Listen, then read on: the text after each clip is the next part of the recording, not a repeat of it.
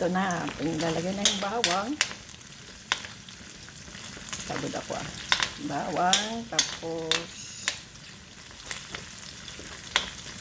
luya. Pare-pares din naman yung ano. Yan. Aking style. Yan.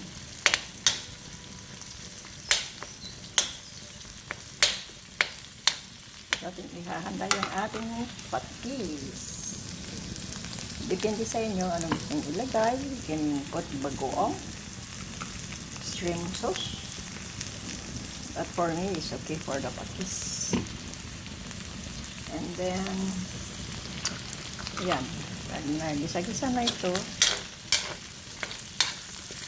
yan.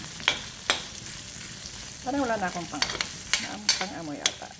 Bilis ng oras. Ang ating ulam ngayong Biyernes. Ang tanghali. Parang mahina ang apoy nito. Mahina ang apoy. Ginigisa natin ating shallots at saka bawang at saka luya. Hintay for a few minutes. Tapos yan. Ba't mahina yung apoy nito? Mahina siya. Yan, lakas natin. Halo na itong corn. Ito ay sa ating pagluluto lang. May kanya-kanyang pagluluto.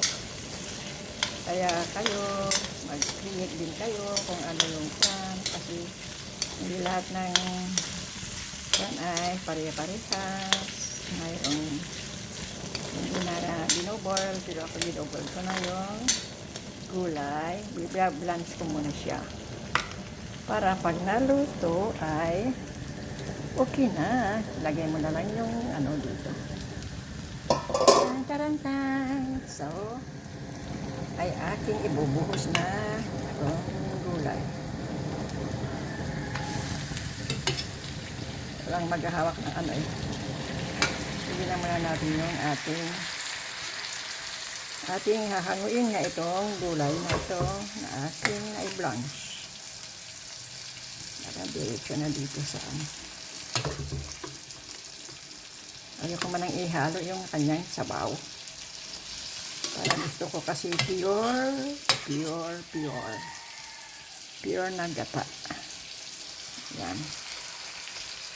One hand is ay, hindi yata na ano yung ano. Okay.